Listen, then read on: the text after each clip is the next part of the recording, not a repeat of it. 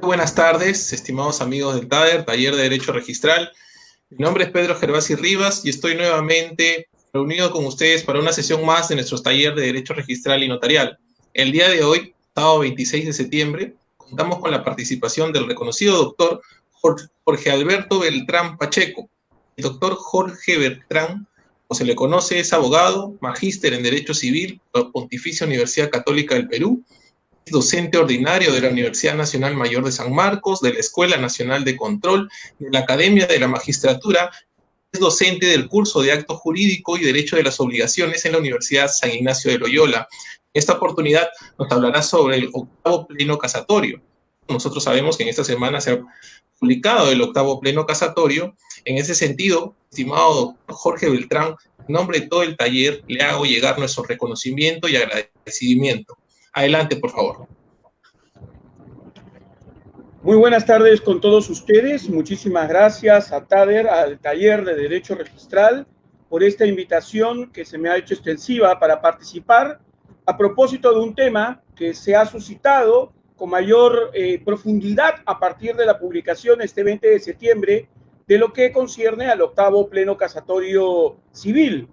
Yo sé que ustedes en este momento se encuentran enmarcados dentro de lo que concierne a una formación en ámbitos registrales, en ámbitos notariales. Entonces uno se pregunta, ¿y entonces por qué estamos viendo un tema de naturaleza cuando discutimos el octavo pleno casatorio civil? Bueno, quiero empezar señalándoles de una manera preliminar que en el reglamento de inscripciones de predios, de registro de predios, en sus artículos 14 y 15, se hace referencia de algún modo respecto al tema que es la base del debate que estamos hablando el día de hoy. Porque en el artículo 14 del reglamento de inscripciones del registro de predios se refieren a la intervención. Y en dicho artículo se indica que para la inscripción de los actos o contratos de adquisición, disposición o gravamen de un bien social, deberá constar en el título la intervención de ambos cónyuges por sí o mediante representación. Ese último punto, o mediante representación, por favor, ténganlo muy presente para el análisis que nosotros vamos a realizar posteriormente. De la misma manera, en el artículo 15 se hace referencia a la rectificación de la calidad de un bien. Cuando uno de los cónyuges, manifestando en un estado civil distinto al que le corresponde, hubiere inscrito a su favor un predio al que la ley le atribuye la calidad de bien social, la rectificación de la calidad del bien se realiza en mérito a la presentación del título otorgado por el cónyuge que no intervino o sus sucesores, insertando, dice la norma, o adjuntando la copia certificada de la respectiva partida de matrimonio expedida con posterioridad al documento de fecha cierta en el que consta la adquisición. Luego hay un segundo punto, pero básicamente, como se están dando cuenta, en este predios se hace mención a uno de los puntos medulares de este octavo pleno casatorio civil. Ahora bien, ya habiendo hecho esa antesala, ese previo presentación del contexto registral, tendríamos también que señalar que los notarios y los registradores actúan basados también en las reglas del Código Civil respecto de esa relación sustantiva base que es, en este caso, el contrato y la validez respecto del tema contractual que se está evaluando. Por tanto, vamos a dar inicio propiamente dicho a este estudio del octavo pleno casatorio civil y de algunas ideas que este profesor les pretende compartir en esta conferencia. Espero que sea ante todo útil para ustedes y además pueda responder algunas de las dudas que ustedes tengan a propósito del tema. Empezamos señalando los precedentes vinculantes que se han derivado de esta sentencia del pleno casatorio referida al tema que estamos evaluando, el octavo pleno casatorio civil. El primer precedente vinculante nos dice que el derecho de propiedad es un derecho humano de primera generación y por tanto la protección de este derecho exige que se desestime cualquier conducta o artificio con la que se pretenda desconocerlo, afectando los derechos patrimoniales de una de las partes en el dominio de un bien que les pertenezca en su condición de cónyuge. Da a entender este pleno casatorio, obviamente, en el estudio de todo el contenido del pleno se puede comprender ese espíritu, que aquí estamos afectando el derecho de propiedad de uno de los cónyuges. Y por favor, quiero que se destaque esa idea. ¿Por qué? Porque vamos a tener que analizar si aquí estamos hablando de Juan y de María, propietarios, o estamos haciendo referencia a la propiedad de un sujeto distinto a Juan y María, que vendría a ser la sociedad de gananciales. Pero veamos si el lenguaje utilizado en esta casación es uno que individualiza en los cónyuges o lo señala como parte de la sociedad conyugal. Veamos el siguiente precedente vinculante. Dice, las normas que se aplican para la copropiedad de los bienes resultan ser aplicables supletoriamente cuando se trata de la disposición indebida de los derechos que son inherentes a la sociedad de gananciales en la institución matrimonial. Aun cuando existiera este vínculo, los documentos personales de cada cónyuge no hagan constar esta condición en sus relaciones matrimoniales. Primera idea. Es lo mismo sociedad conyugal, la sociedad de gananciales, que la copropiedad que está regulada en el Código Civil peruano. La copropiedad que está regulada en el Código Civil peruano, y ustedes lo deben haber estudiado de repente en alguna otra conferencia que han tenido, es una copropiedad romana, ¿no? Es decir, sustentada en la idea de una futura división, una futura división, es decir, tiene vocación de ser dividida, no está para ser indivisible, sino tiene la idea de ser dividida, por ende se sustenta en cuotas alícuotas, donde cada uno de los sujetos es titular exclusivo de su cuota alícuota. Pero luego, obviamente, se habla de un único bien donde reza la intervención de todos los copropietarios para las disposiciones, especialmente para la disposición del bien, se necesita de unanimidad. Lo dice el artículo 971 del Código Civil peruano.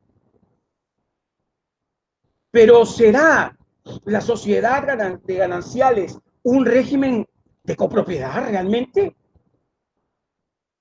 Porque también existe una situación asimilable a la sociedad de gananciales con la figura de la, entre comillas, copropiedad germánica, donde la esencia es la indivisión, donde la esencia no es dividirlo en cuotas alícuotas, sino que tiene como propósito casualmente esa colectividad como esencia.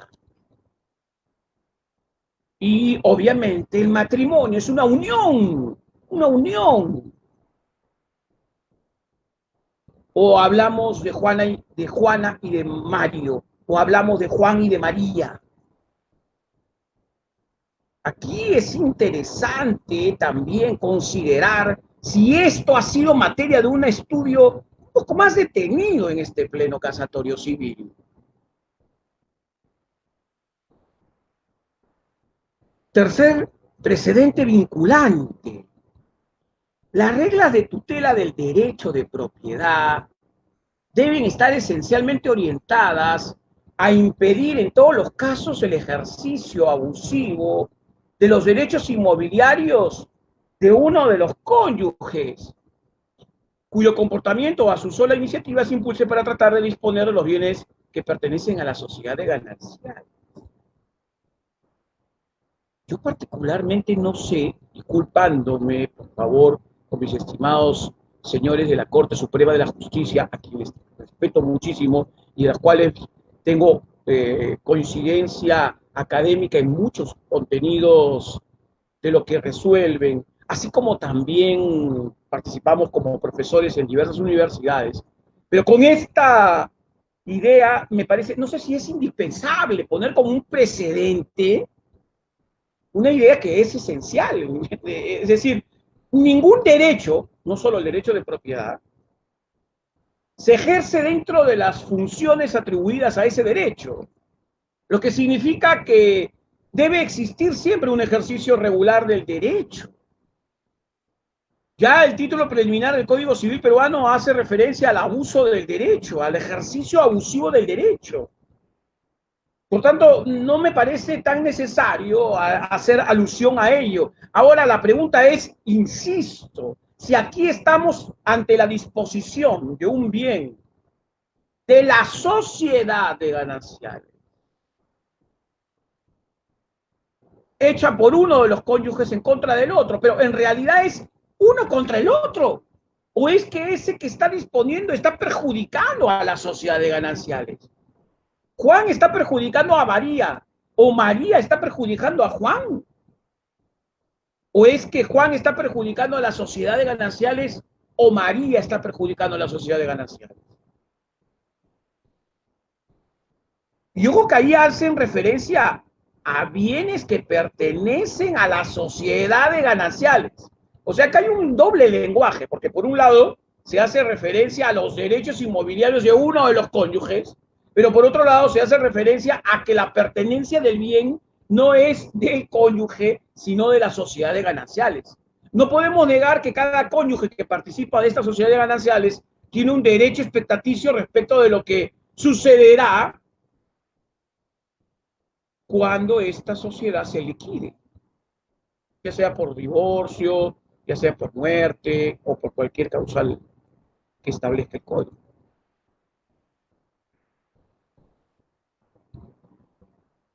Precedente vinculante.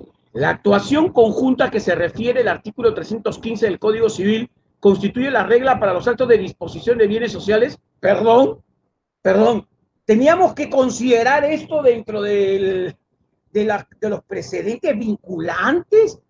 El artículo del 315 del Código Civil peruano.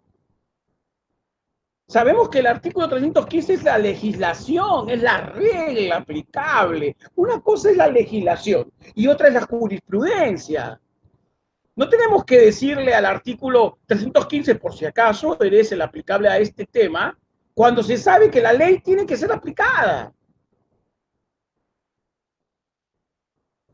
Bueno, sabemos que la base de esta argumentación está en el 315, pero acá también vamos a ver en el análisis que hay unos vacíos, unos olvidos preocupantes.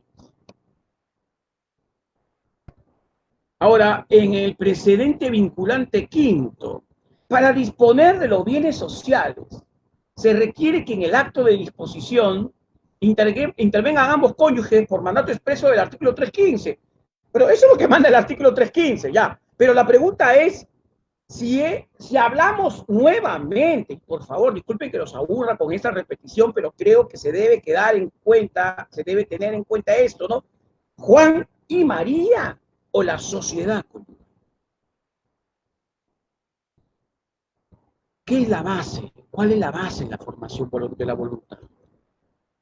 Dice, como elemento constitutivo necesario para la validez del acto jurídico.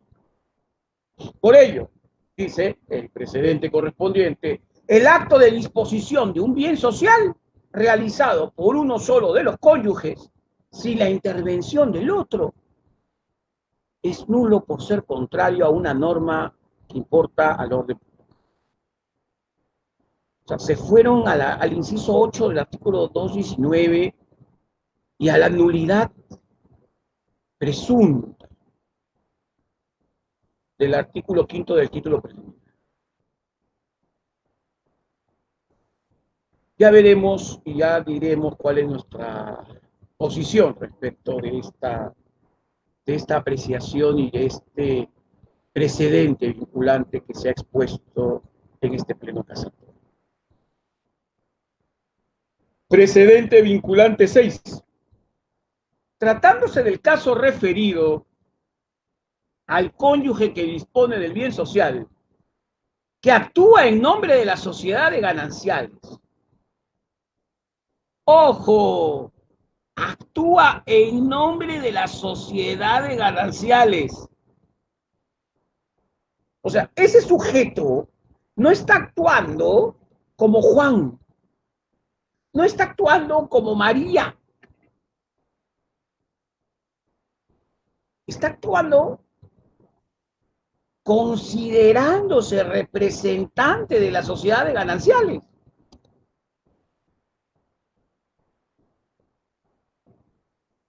Y dice, excediéndose del poder especial otorgado por el otro cónyuge. O sea, están partiendo de la premisa de que ha habido un apoderamiento conferido por uno de los cónyuges no participantes para que actúe en su representación. ¿Es la representación del cónyuge o la representación de la sociedad de gananciales? Pero bueno, lo que sucede es que ambos van a formar la sociedad de gananciales y la sociedad de gananciales necesariamente requiere de la participación de los dos. Y si uno no puede, le da facultades al otro para que esté completa esa voluntad de la sociedad de gananciales.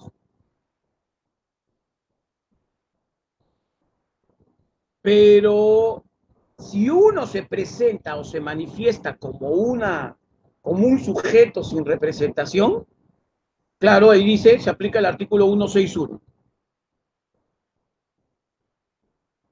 Pero aquí lo que me resulta sinceramente muy llamativo es que los amicus curiae que participaron en este pleno casatorio civil manifestaban dos posiciones claras, ¿no?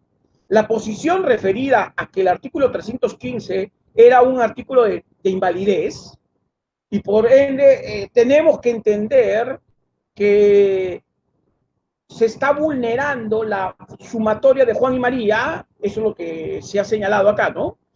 Y por otro lado, la tesis de la falta de representación, o sea, la tesis de la ineficacia funcional por falta de representación. Es decir, aquí hay un problema de representación o de apoderamiento y por tanto, cuando hay un problema de representación no es un caso de invalidez, sino es un caso de falta de legitimidad. Y en tal sentido no nos vamos al 315, sino nos vamos al 161. Pero ni siquiera al 161, también nos hemos saltado otro artículo, el 192. Entonces, vamos a ver, finalmente aquí hacen referencia en el último precedente vinculante a que cualquiera de los cónyuges puede reivindicar el bien que pertenece a la sociedad de gananciales. Por favor, subrayen eso. Estamos hablando de la sociedad de gananciales. Porque, perdón, voy a retroceder. No es habitual retroceder en una presentación, pero vamos a ver, ¿ya? Recuerden que en la primera el primer precedente vinculante, ¿qué dice? La propiedad que le pertenece a un cónyuge. ¿Ya? Ojo, mucha atención con el lenguaje, incluso en los propios precedentes vinculantes. Algunos otros puntos. Miren, aquí tienen dos de las páginas de este pleno casatorio civil, donde de manera muy escueta, diría muy general, se hace el tratamiento de la sociedad conyugal. Y si es que esta sociedad conyugal derivada, que es titular de esta sociedad de gananciales, tiene la calidad de patrimonio autónomo o no, a razón del Código Procesal Civil, que en su artículo 65 señala que existe patrimonio autónomo cuando dos o más personas tienen un derecho o interés común respecto de un bien sin constituir una persona jurídica. Y dice, la sociedad conyugal y otros patrimonios autónomos son representados por cualquiera de sus partícipes y son demandantes. Y si son demandados, la representación recae en la totalidad de los que la conforman. Fíjense que se hace referencia a la sociedad conyugal, a la sociedad conyugal a través de ella, sociedad de gananciales, y se alude a la representación que tienen que tener esos sujetos. La representación de este patrimonio autónomo. Entonces, es indispensable dar por entendido con una mayor argumentación, con un estudio más minucioso, qué sucede con este artículo, incluso el 292. Acá se cita en un párrafo el 292, dice: cabe señalar que la representación legal de la sociedad conyugal es ejercida conjuntamente por los cónyuges a tenor del artículo 292. De ahí que sea un caso especial de representación legal. Y dicen: cabe afirmar que la sociedad de gananciales es un patrimonio autónomo, cuyos representantes son ambos cónyuges. Entonces se centra la atención en la idea de la representación.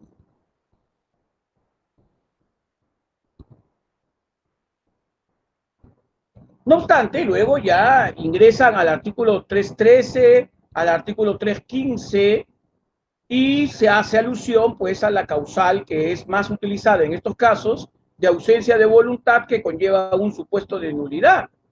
Pero el fundamento base esencial, ya lo he señalado y es uno de los precedentes vinculantes, está en que hay nulidad del acto jurídico porque se ha contradicho, o sea, se ha ido contra lo dispuesto por una norma que interesa al orden público.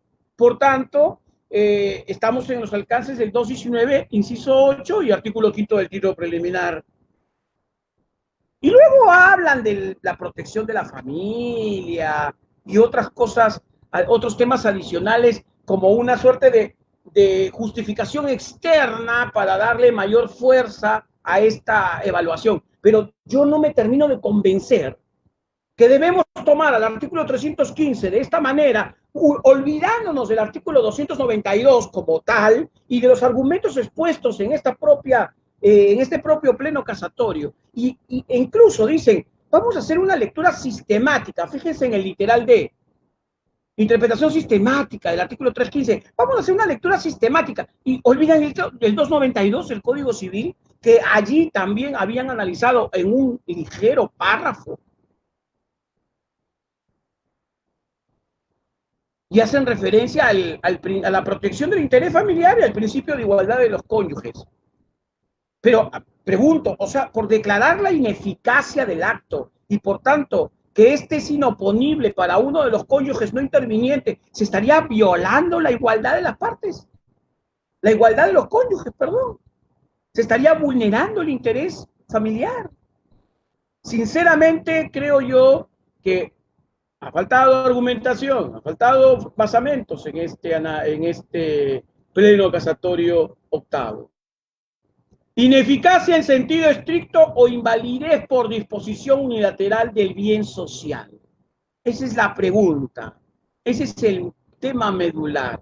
¿Son los actos de disposición de bienes sociales por un solo cónyuge inválidos por nulidad o ineficaces en sentido estricto? Entonces, el artículo 310, y ahí también hay un punto que tenemos que observar de este pleno casatorio, parte de qué son bienes sociales, ¿no? Y qué tienen la calidad de bienes sociales. En el caso que se resolvió a propósito del octavo pleno casatorio civil, no sé si ustedes lo deben haber leído, voy a hacer una nota a pie de página, ¿ya? Así, a grosso modo, refiere al señor A, al señor B, ¿ya? Al señor A, al señor B, que son propietarios de un terreno más la construcción. Y resulta que estos señores no figuran como casados en los documentos existentes, bueno, pero la madre, la esposa, ¿no? La esposa tiene un hijo, ¿no? Es medio hermano de la que está demandando, ¿no? Un hijo, ¿ya? Que trata de favorecer a su conviviente. O sea, el hijo trata de favorecer a su conviviente. Por tanto, se hace mención en la narración que, aprovechándose del estado senil y de la enfermedad de la madre, hace que ella le venda el bien a su conviviente, favoreciéndola en esta adquisición. Y lo que dice la hermana de este señor cuya conviviente fue favorecida, no, vamos a pedir la nulidad porque mi madre, la madre, estaba, ¿no?, casada, y no era cierto que era soltera, y encima ha favorecido a la conviviente de mi medio hermano, y después a otra señora. Entonces ahí comienza a tejerse toda la historia. Y en la narración de la demanda se hace referencia a simulación, simulación, porque dice que todo esto en realidad nunca se llevó a cabo con transferencia de dinero, o sea, nunca hubo un precio pagado, todo fue una ficción en documentos. Y por otro lado, se discute si el bien era social, porque dicen que la madre en todo momento refería que ese bien era propio, que ese bien lo había ella adquirido como propio y que todo su esfuerzo en construir fue el esfuerzo de ella y por tanto no tenía la condición de bien social. Entonces, habían dos temas adicionales acá que tratar. Tratar el tema de la simulación y tratar el tema de los bienes sociales, los bienes propios y bienes sociales. Y ambos no han sido profundamente analizados aquí. La sentencia en primera instancia casualmente le da la razón a los demandados y por tanto declara infundada la demanda porque sostiene que acá no se ha demostrado en ningún momento que hay simulación y además de todo el contexto no había manera de entender que había pues un bien social, que se entiende que todo es un bien propio y por tanto infundada la demanda. Y en la sentencia de la Corte Superior de Justicia se confirma. Y acá viene la casación que estamos trabajando. Entonces, uno de los puntos medulares también es ver qué tipo de bien es el que estamos trabajando en este caso. Si es un bien propio, si es un bien social. Y cuando es un bien social, ¿a quién le pertenece? A la sociedad. No a Juan ni a María, a la sociedad.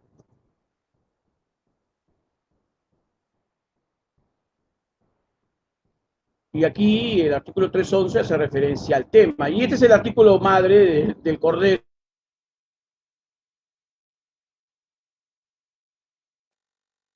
Como dicen, el problema literalmente. Para disponer de los bienes sociales o gravarlos, se requiere la intervención del marido y la mujer.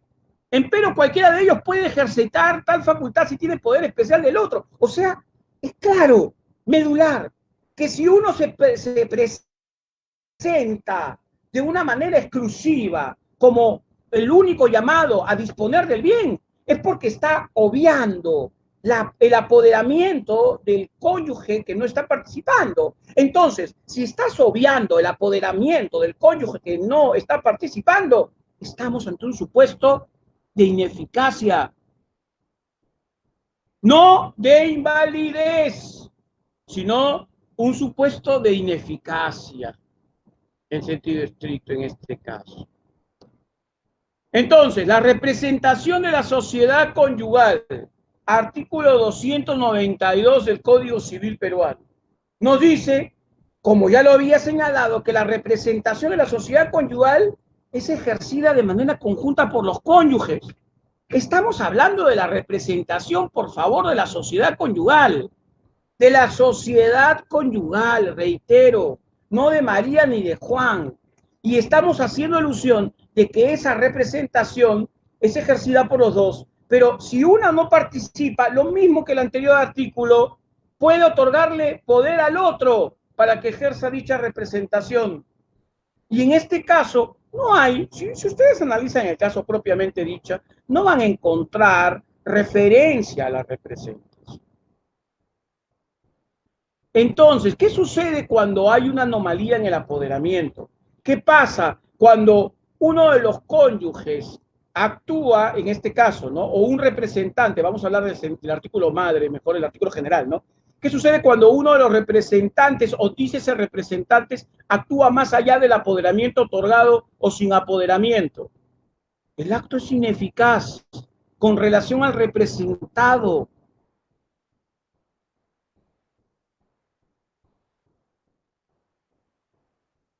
Por tanto, nulidad es nulidad. Se ha argumentado a lo largo de distintas jurisprudencia aspectos de nulidad. Por ejemplo, en la casación 1375-2015 de Puno, del 17 de enero de 2017, de la Sala Permanente de la Corte Suprema de Justicia, se hace referencia a que se debe aplicar el fin ilícito. Que aquí estamos ante un supuesto donde uno de ellos quiere burlarse de la ley y como quiere cometer un acto ilícito, estamos ante una situación de ilicitud, de fin ilícito. Por tanto, esa es la causal de nulidad. En la casación 835-2014 de Lima Norte, del 13 de abril de 2015, de la Sala Transitoria de la Corte Suprema de Justicia de la República, se establece que en este caso también se estaría incurriendo en un supuesto de nulidad. ¿Por qué? Dice, el acto jurídico cuestionado deviene nulo por la falta de intervención de la demandante en su celebración. Es decir, como un supuesto de ausencia de voluntad, porque ambos debían haber intervenido en este caso. Diríamos que esa es la que más se acerca al actual pleno casatorio civil, el anterior, ¿no? Luego tenemos sobre ineficacia en sentido estricto, ya la otra posición, la casación 2289-2017 Lima Sur, del 22 de enero de 2018, de la Sala Transitoria de la Corte Suprema de Justicia de la República, precisa que el artículo 315 dice, miren en la parte final, por otro lado, la Sala Superior no ha señalado que el acto jurídico transgrede la disposición del artículo 315. Sin embargo, la misma norma señala que dicho acto es ineficaz y no nulo, por lo que deberá motivar en forma debida dicho aspecto. Luego tenemos la casación 381-2015 de Lima Norte del 12 de agosto de 2015, donde se dice que se deben aplicar los 161, 292 y 315 del Código Civil, que es lo que estamos nosotros sosteniendo en este momento. Y por tanto es un supuesto de ineficacia en sentido estricto. La casación 111-2006 de Lambayeque, del 31 de diciembre de 2006, de la Sala Permanente de la Corte Superior de Justicia de la República, sostiene que este es un problema de legitimidad. Y como es un problema de legitimidad, debe aplicarse el 292 y por ende debemos irnos a un supuesto de ineficacia y no de invalidez.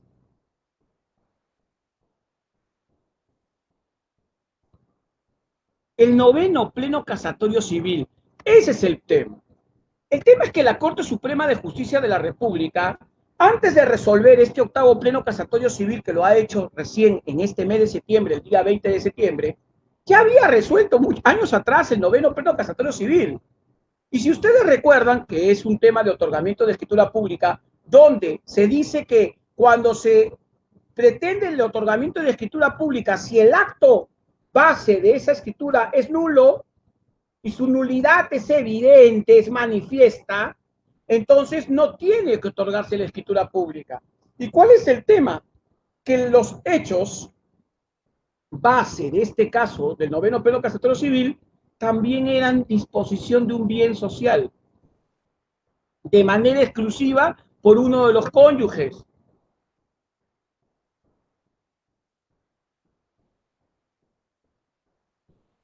Y este pleno casatorio civil consideraba lo siguiente, miren, los demandantes no han acreditado que al momento de la celebración del contrato de compraventa, el cónyuge demandado haya actuado con poder especial para actuar en representación de la otra cónyuge, evidenciándose la falta de manifestación.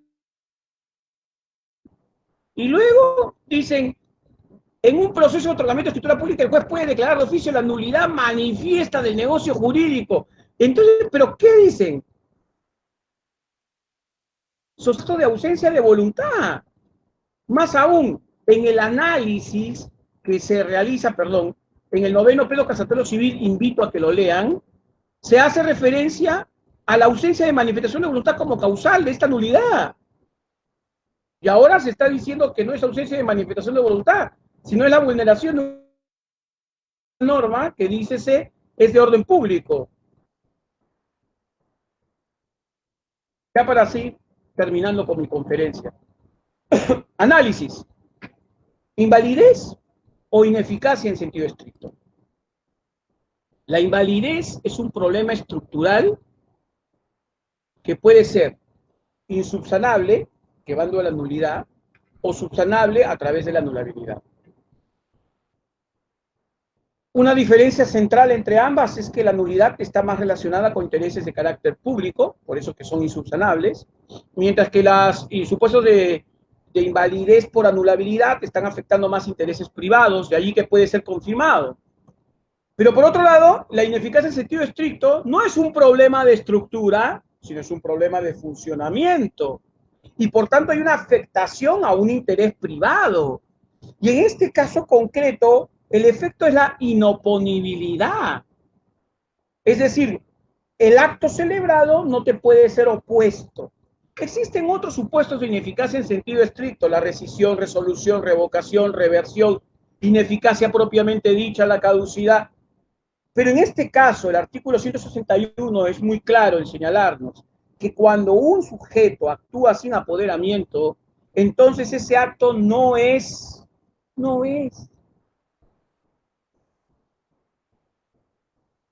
uno que puede ser oponible a quien no actúa.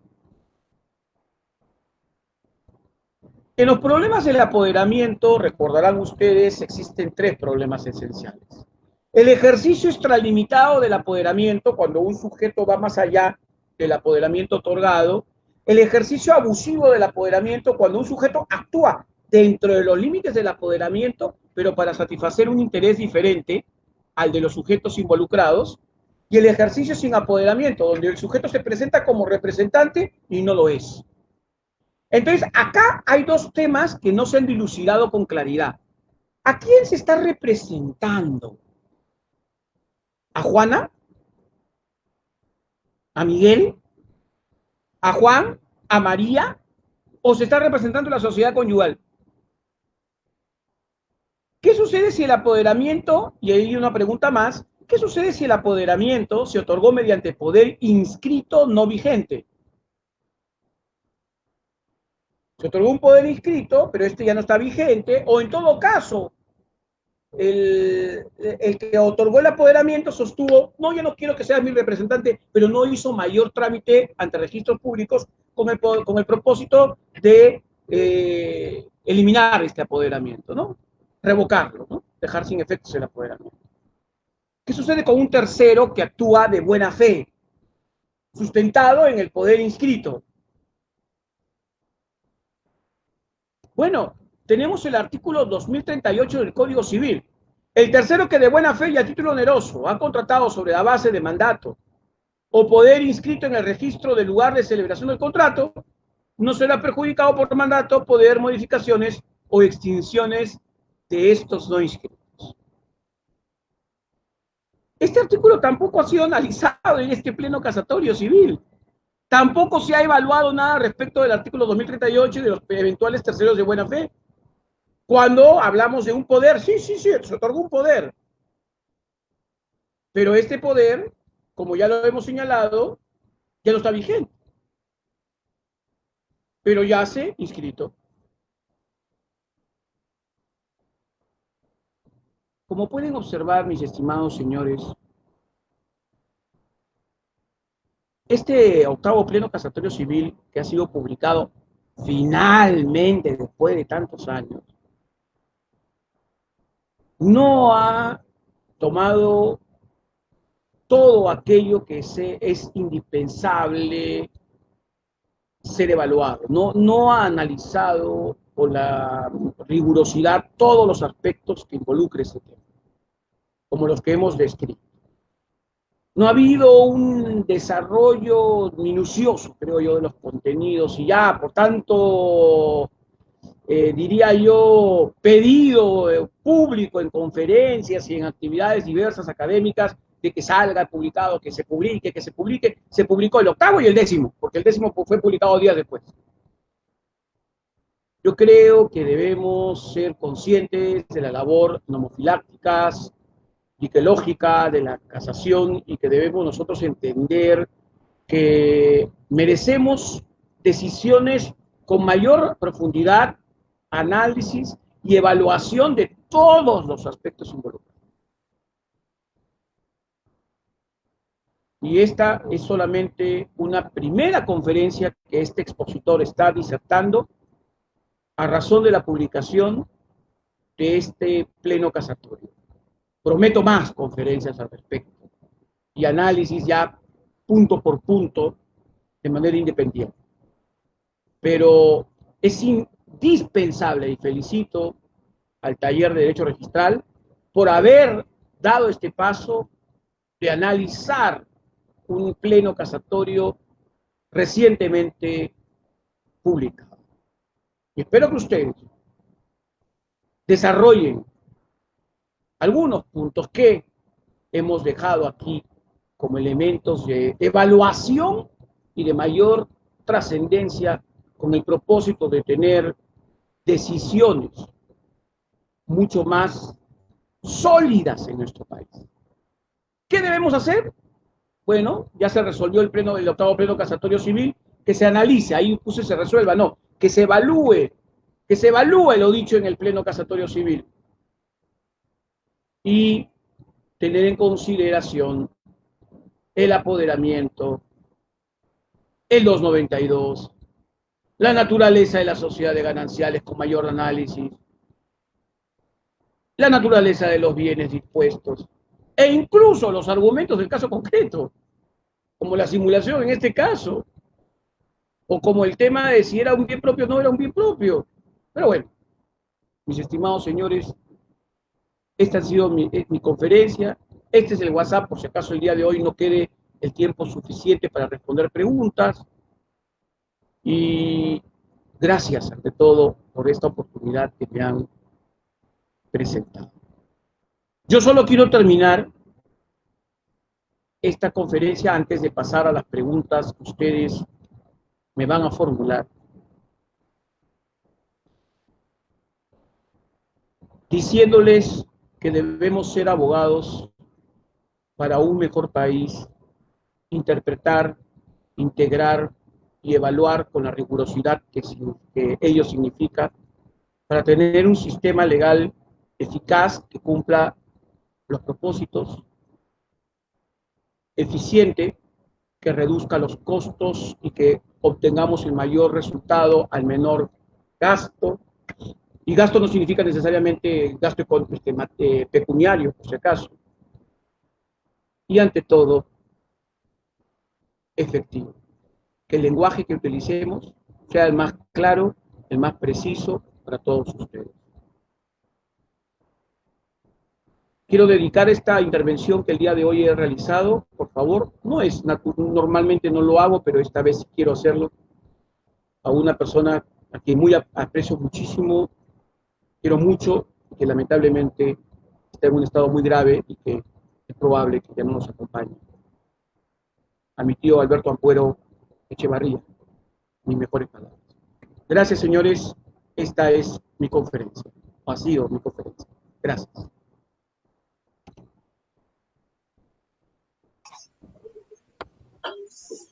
Doctor, muchísimas gracias por su magistral exposición. Por el taller nos quedamos complacidos, esperamos la mejoría de tu familiar. Y bueno, queremos pasar a las preguntas.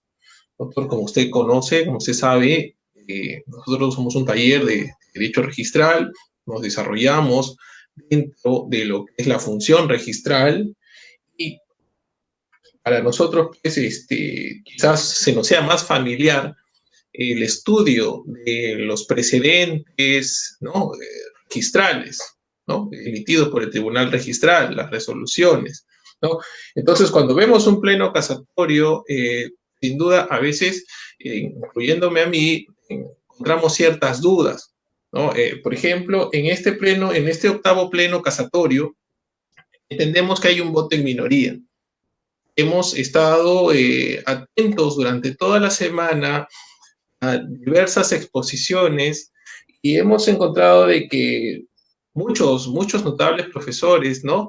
Incluyéndolo, optan por una posición distinta a la resuelta por el Pleno. Entonces, en principio, la primera pregunta que tenemos es, ¿usted considera que el voto en minoría dista mucho del voto en mayoría? ¿A qué voy? Porque nosotros vemos que, por ejemplo, el voto en mayoría, ¿no? Dice, se dispone a declarar fundada, pasaron, ¿no? Reformándola, declaran fundada la demanda de nulidad acto jurídico, en consecuencia nulo. Vamos al voto en minoría, ¿no? Decisión, estándolo expuesto, estimamos, primero, declaran nuevamente fundado, en consecuencia casaron, declaran nulo. Ahí, doctor, como primera pregunta, ¿no? ¿En qué radica o cuál sería el punto fundamental de la diferencia entre uno y el otro voto, por favor? ¿Cómo no? Para poder analizar lo que usted me pregunta, y agradezco su pregunta, es indispensable tener en consideración no solamente el tema de lo resuelto, como bien se ha señalado en el presente voto firmado por los jueces supremos Mendoza, Cabello, Miranda y Calderón, señalan, ¿no? Decisión, como bien lo han señalado, declaran nulo, ojo, ojo, no dicen declaran nulo el acto jurídico, por favor. Dicen declaran nulo todo lo actuado, hasta la fijación de puntos controvertidos. Acuérdate que la sentencia de primera instancia y la sentencia de segunda instancia, es lo que estaba diciendo en mi intervención, declararon infundada la demanda, ¿ya? Pero la declararon sin los fundamentos adecuados. Entonces, ¿cuáles son los precedentes vinculantes que el voto en minoría precisa? Dice, ojo, ahí es donde tenemos que entrar a evaluar. A ver, vamos a confrontar, ¿ya? Dice, segundo, la disposición por parte de uno de los cónyuges sin intervención del otro, regular en el 315, es un supuesto de ineficacia del acto jurídico. No dice nulidad. Dice ineficacia del acto jurídico, que casualmente es la que nosotros asumimos. Y dice, por tanto, resulta inoponible para la sociedad conyugal. E incluso dice que este tema de protección se extiende a uniones de hecho. Ese sí es un tema controvertido, ¿ah? Porque el artículo 315 se trata de uniones matrimoniales. Pero claro, lo que pasa es que como en la Constitución tenemos que las uniones de hecho generan después de 2 años un régimen similar a la sociedad de gananciales, y como el 315 es un artículo de sociedad de gananciales, consideran que también debe ser aplicado para las uniones de hecho. Y eso es lo que está puesto en el numeral 2. En el numeral 3 dice, si el adquirente obró de buena fe, ojo, obró de buena fe, que es un supuesto que también está regulado en los actos de representación defectuosa o de ejercicio extralimitado, cuando el tercero actuó de buena fe, que también lo traté, sin que se trate de un catálogo absoluto de la inexistencia de datos de reconocibilidad de la propiedad, falta o deficiencia de información registral que no sea posible contravenir, documentos de identidad que identifiquen otro estado civil y hasta contenido del contrato de adquisición a favor del solo cónyuge que transfiere el bien y la transferencia fue inscrita en registros públicos, debe respetarse la adquisición. Era lo último que expuse en mi intervención. Entonces, solamente quería precisar ese detalle agradeciendo la pregunta. O sea, el voto de los 4 jueces supremos no dice que es nulo, dice que es ineficaz, que es la otra posición, la que yo asumo, sino que como no han argumentado adecuadamente los fundamentos en la sentencia de primera instancia y segunda instancia, declara nulo todo el actuado y lo retrotrae al momento en que se presenta la invalidez procesal, que es diferente a la invalidez total.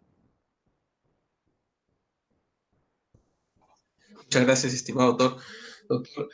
Tenemos otra pregunta. Nosotros en el registro, usualmente, a veces, por la técnica registral, ¿qué es lo que hacíamos ante este tipo de actos? Por ejemplo, llegaba un parte notarial una compra-venta, advertíamos que el vendedor era casado. Inmediatamente verificábamos si se constaba inscrito alguna separación de patrimonio y no la encontrábamos.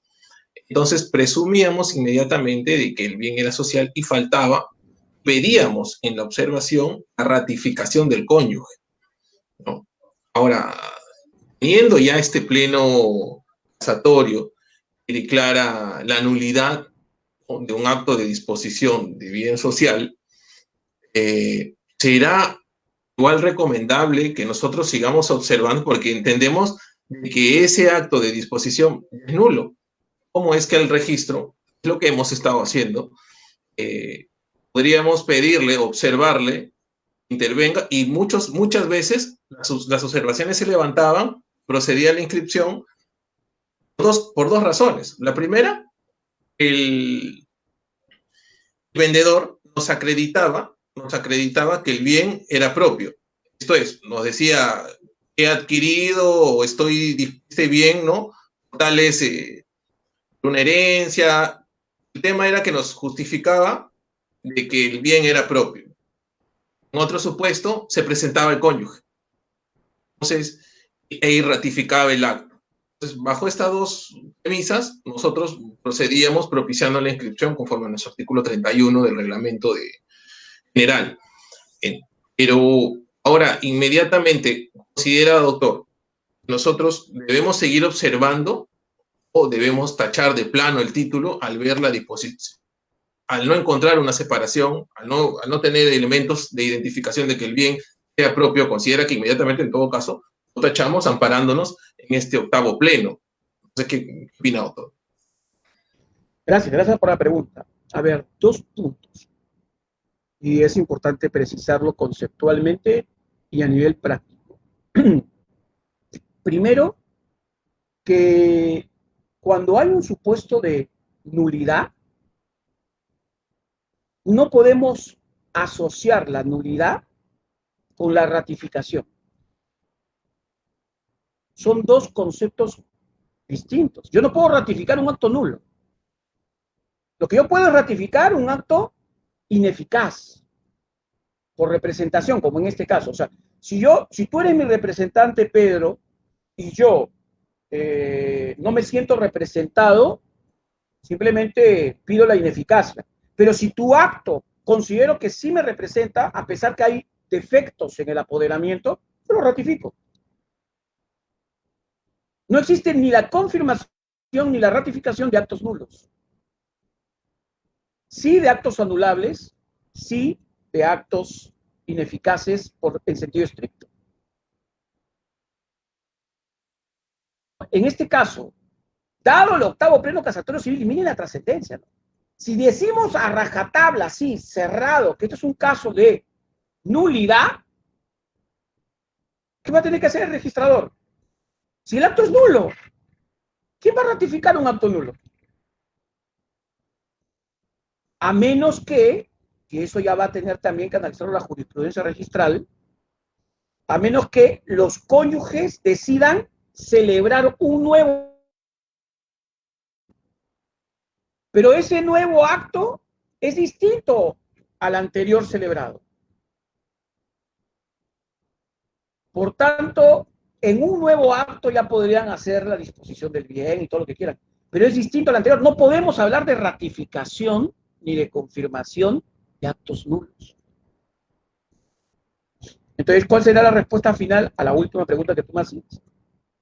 Si yo visualizo que hay un sujeto que ha dispuesto de manera exclusiva, siendo un bien ganancial y donde es posible visualizar que el bien es ganancial, de plano, cierro este capítulo, ¿no? Tacha. Pero a lo que voy es lo último que dije también en mi intervención. Habría que ver si la información registral, aquello que me aporte registros públicos, me revela la calidad de bien y de casado del que interviene. Porque si yo lo consideré soltero y todo me hace suponer que es soltero y toda la información que tengo es como bien propio y soltero, entonces yo ya tendría otro escenario, el que al final hemos leído, que es el caso del que actúa de buena fe basado en el registro.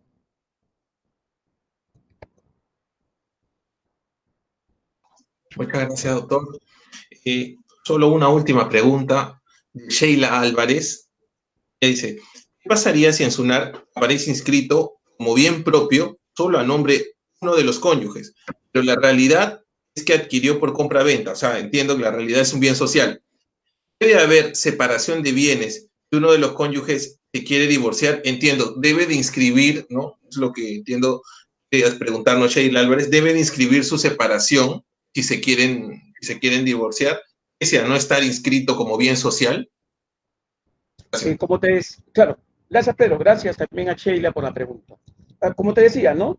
Aquí ustedes conocen con mucho más rigurosidad lo que voy a decir, pero acuérdate tú que estamos sustentándonos en la realidad fáctica y la realidad registrada y la publicidad que se hace a partir de estos actos. A lo que quiero yo llegar es, si una pareja de cónyuges se ha divorciado o, vamos a poner un supuesto distinto también, se ha separado de cuerpos, uno de los efectos del decaimiento matrimonial, separación de cuerpos, o de la disolución matrimonial, divorcio, es la liquidación del régimen de sociedades gananciales.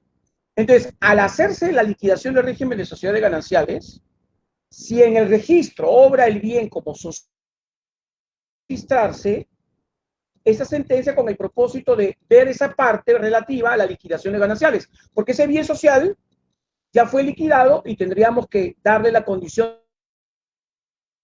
lo que se haya dictado en la sentencia. Ese es un punto. Pero la pregunta, según me escuché, Pedro, decía, partía de la premisa de que el bien figura como propio, no como social. Que el bien figura como propio, que todo en el registro público está como bien propio. Pero en la práctica es un bien social. Claro, el problema acá, mi estimado Pedro, no es un problema sustantivo, es un problema probatorio. Es un problema probatorio porque lo que se tiene que analizar es la naturaleza del bien. Y la naturaleza del bien no la define registros públicos. La naturaleza del bien es un efecto del matrimonio, es un efecto sustantivo. Pero lo que pasa es que está...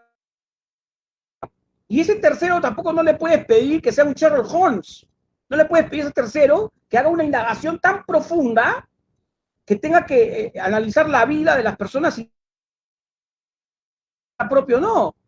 Porque eso iría contra la seguridad jurídica. Acuérdate tú que la seguridad jurídica es estática y dinámica.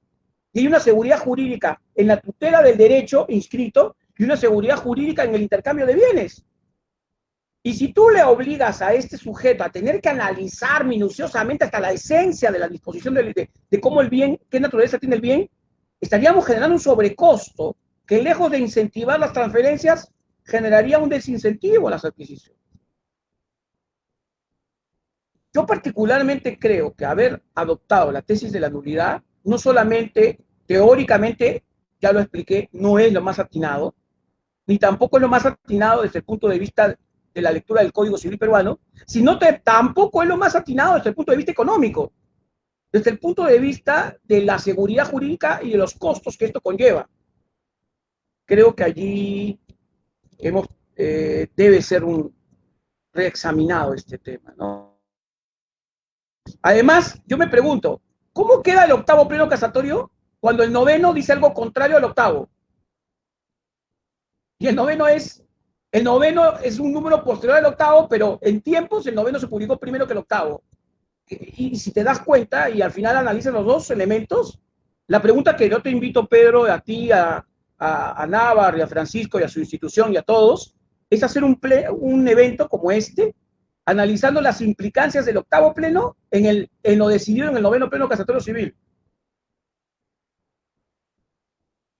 Porque ese sí refiere directamente a temas registrales, porque estamos hablando ni siquiera registrales, sino de otorgamiento de escritura pública. Otorgar la escritura pública de un acto nulo o no. Claro, el efecto es el mismo, nulo, ya. El efecto es el mismo, nulo. Pero la causal es distinta. Una dice que es ausencia de voluntad, el noveno, y la otra dice que no, es una norma de orden público, el numeral octavo del artículo 219.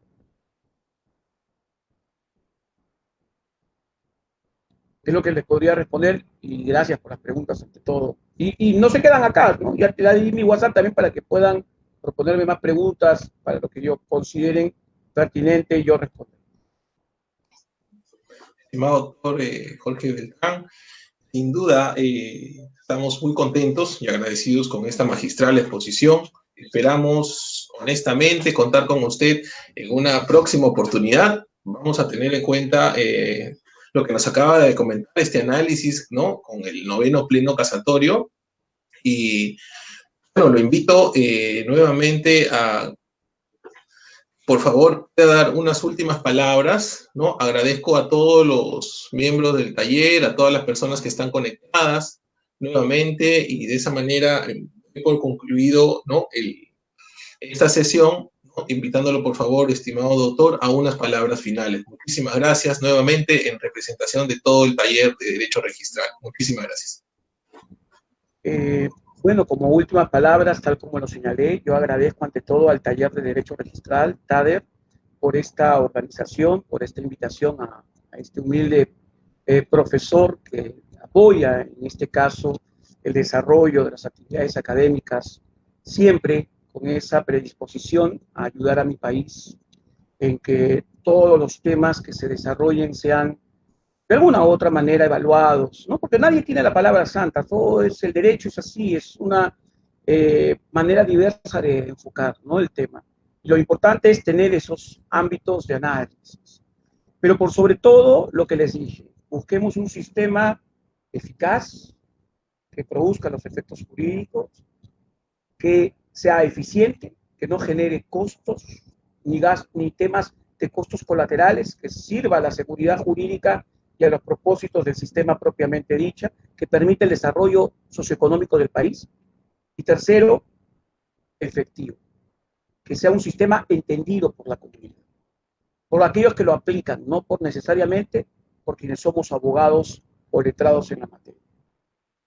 Y espero las invitaciones próximas, yo con todo placer de seguir participando en estas actividades y más que nada invitarlos a seguir investigando y a ser responsables en este tiempo de pandemia que aún seguimos viviendo. Dios los bendiga a todos ustedes y gracias por la invitación. Gracias. Luego. Cuídense.